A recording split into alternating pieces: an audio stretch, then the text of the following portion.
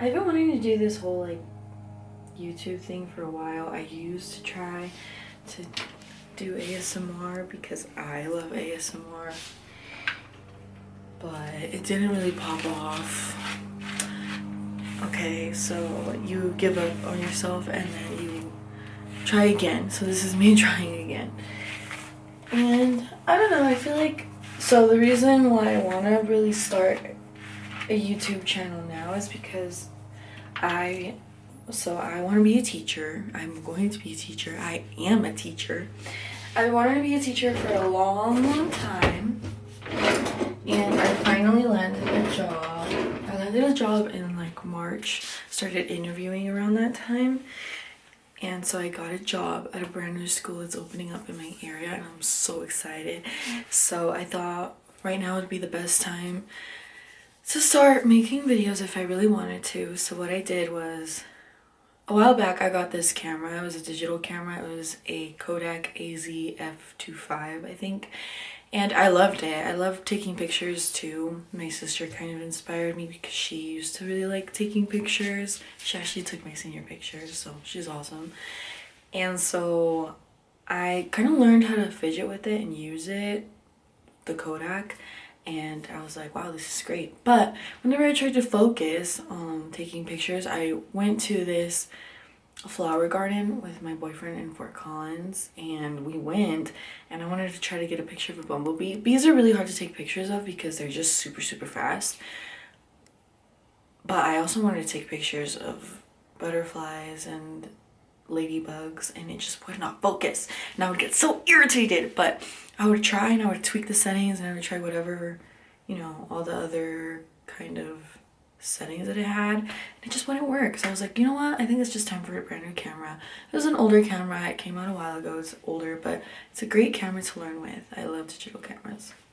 So then now I wanted to get the Canon G7X because everybody gets the Canon G7X for vlogging or for taking pictures. It's a little expensive because of the high demand, so I did a little bit of research and I ended up wanting the Sony RX100 Mark VII, so that's what I have now. And yeah, so I figured why not start to film my journey as a first-year teacher at a brand new school that is bilingual. It is an English and Spanish school, a 90-10 model, which is really cool. I'll go a little more in depth about what that means maybe in another video, because it's not that it's long, but I don't want to just throw everything. So yeah, why not start vlogging now, you know? That's what I wanted to start doing. And I feel like I get in my head about, oh, I want it to look nice, I need to get ready, but you know what, just start. I'm just gonna start. And so yeah, I also like to sing, I like to draw, I like, not draw, but paint sometimes. I do like to draw sometimes, usually for an occasion. Like, I like to draw when people have things coming up, and then I can draw, like, for example, my boyfriend just got his certification for his fitness test for firefighting, and so then I drew him as a firefighter in cartoon style, and then yeah, so stuff like that. I do like to paint. I haven't painted in a while, but I used to love to paint. I love to sing, I love journaling, I love poetry, and I love reading novels. Right now I'm reading a novel in Spanish. I can't think of the name. I just got it on my Kindle. I love my Kindle. It translates words that I don't know, because some words are hard in Spanish, and when you grow up in a country that is monolingual English and most of public education, you kind of lose your native language. So I'm trying to read more and just base more of my everyday activities in Spanish, because you kind of lose it. You kind of lose that part of your identity is in the US, I feel like. But yeah, so we're gonna start doing my hair now. Just gonna go grab the protectant that I use. Okay, I finished doing my hair. My mom needed to use the restroom, and so I thought she was laughing at me because she's like, ¿En serio? She's like, ¿En el baño? So we're just not gonna record in the bathroom anymore, which is fine. I love my mom, she's funny. So now I'm gonna put my jewelry on. But as I was saying, why not start recording now if it's just such a great opportunity. Like, I tell people in my close circle, like, getting this job is such a huge deal to me. Am I nervous? 100%. But that's another thing about my faith, is that I feel is huge about my testimony.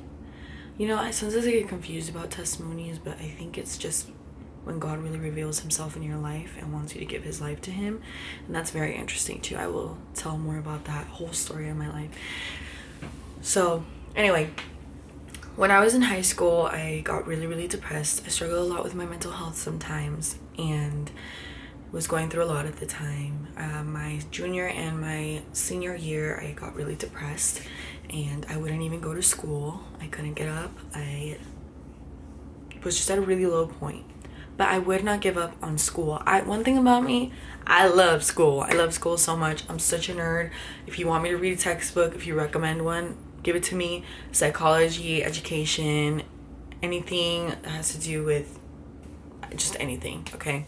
I love reading, and I'm a huge nerd about stuff of that sort. So anyway, got super depressed, wouldn't go to school, but I kept doing really well in school because I loved school. Luckily, COVID had just happened, so my professors and my teachers were very flexible about submitting work. I would always still turn it in on time, and everything was on the computers. So my mom would talk to the school and kind of let them know what was going on, because it was a really hard chapter for my family and I at the time. So I wouldn't go to school, and I worried every day, oh my gosh, I'm not gonna graduate, oh my gosh, I'm not gonna walk, because my attendance was so low. And so I remember that was kind of when I got really close to God, and I would pray to God, and I would say, God, help me, like, please help me, because I know that this is something that I can overcome with you. Please instill me with the strength necessary. Like, God, help me, please. And I didn't really even apply to scholarships, because I was at such a low point. I just didn't believe in myself. I didn't think that I could. And so I kept praying, and I would do my little Bible studies, and I would spend time with God. And I remember I applied to this one scholarship, the Daniels Fund, and it was one of the only scholarships I applied to, and by seconds. And I mean it. I'm not just saying that. I'm not saying that to be dramatic or sound like she's just over dramatizing her story to make it more. No, I mean it. And I had one of my friends there with me, who I don't really speak to anymore, but I'm very grateful that he was there, because he told me, he was like, you need to turn this in, you need to turn this in. I remember he came over, I think he came over, we were on the phone, something of that sort. This was 5 years ago. And I submitted it by seconds, okay? By seconds. And I remember praying to God, and I was like, God, if this is meant for me, let it be known, and if not, just help me handle the redirection. Like, help me learn how to handle that redirection if this is not meant for me. But whatever it is, Lord, I want what you want for me. Because you come to learn that what you want for yourself is not the best for yourself. What God wants for you is the best for you, and to be with him in the end. So I prayed, and I said, God, if this is for me, let it be, and let it be known to me, but let me handle what their decision is gracefully. So you wait. You submit the application, you're on your nerves, like you're on edge for a couple weeks. And then I got an interview, and I was like, oh my gosh, there's no way, yada, yada, yada. And my school found out as well, because I went to kind of a tiny school, but they were very big about college acceptance and all that sort. And scholarships are a huge deal. College is so expensive. I think I realize that now. Well, I kind of always knew, because I was like, how the heck am I going to pay $50,000 out of my pocket? I'm in high school, and my parents, who's going to ask for their parents for that? Like, I'm sorry, but like, I don't know. But anyway, I got an interview. I remember going to that interview. I drove by myself. My family wanted to come with me and accompany me, but I felt that this was something I needed to do alone, so that I could just worship God on my way there and really pray to him and talk to him. And I remember praying to him, and I told him, I was like, God, if this is for me, let it be. Like, I just kept telling him, like, I'm fine with whatever you decide. I'm just so grateful for this opportunity. And I remember crying on the way there. I get a little emotional thinking about it, because I was all I wanted was what God wanted for me. And so I prayed to him. I waited. I did the interview. I did the whole thing. I wore my favorite color, which was like pink at the time. And I wear like these cute little hair clips and these pants. I still have the outfit because it means a lot to me. I don't think it really fits me that well, but yeah, I wore it. I prayed and I did the interview, and I told them about how passionate I was about teaching. Told them about my family, how much I love them, and how they're a huge drive for me, especially my sisters who inspire me so much. And I waited after. I waited and I waited, and oh my gosh, I need to tell you all that story. So the day that they announced the Daniels Fund recipients, they announced them on the news, and I was working at McDonald's at the time. I worked that day, and I saw that they announced the Daniels Fund recipients, and I was like, I'm not on there. And my heart fell to my stomach for a little, I'm not gonna lie, but I hadn't checked the portal. So then, and something in me kept telling me, don't lose hope, don't lose hope, don't lose hope. And I handled it pretty well. I was at work, and so I texted my sister Sarah, and I was like, Sarah, I can't get into the portal, it's not letting me log in, like I don't know what's going on, like something was just happening. I couldn't get to see if I got the scholarship or not. I was like, what is going on? Sorry if you can hear my dogs in the back. So then I told her, I was like, hey Sarah, I'm at work right now, can you please help me find out if I got it or not? Like, I'm so anxious.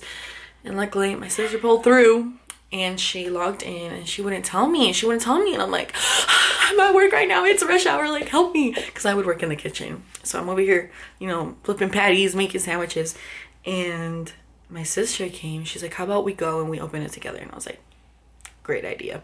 And so she came, and I decided to take my break, and we logged in, and then all I see on the screen is congratulations. So that was just amazing to go through.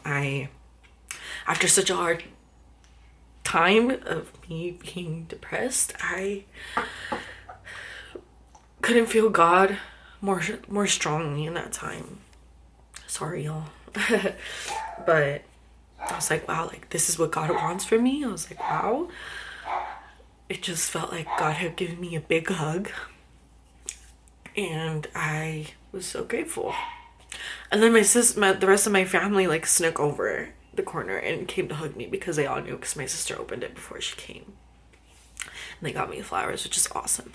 So I got the full ride, and I applied to CU Boulder, and I applied there for my elementary education bachelor's with a CLD endorsement in culturally and linguistic diversity. And I also got a minor in Spanish just to kind of strengthen my Spanish because of what I mentioned earlier. But yeah, I've always wanted to be a teacher, and I love teaching. I love kids. I feel like it makes such a huge impact. It is so rewarding, and you just meet so many lovely people. And I'm a people person. I'm really shy and I'm timid, but when it comes to kids and families and people and helping and supporting them, I feel like I kind of get out of my shell a little bit, you know.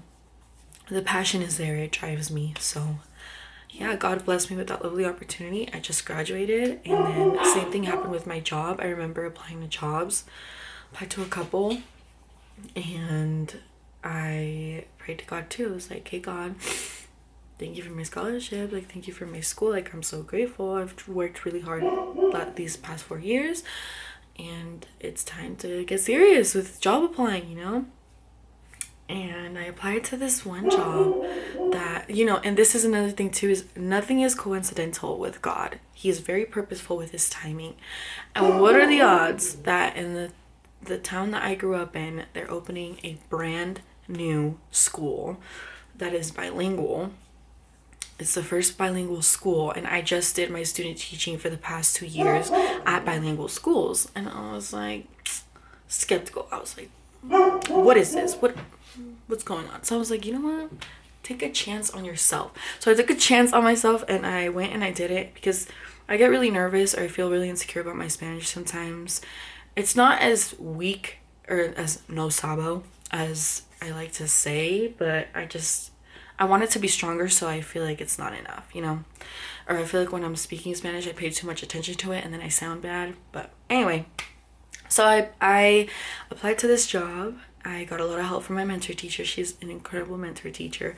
She's helped me so much. Oops. And so I applied, and I also applied to some other districts, but I saw this opportunity and I was like, what?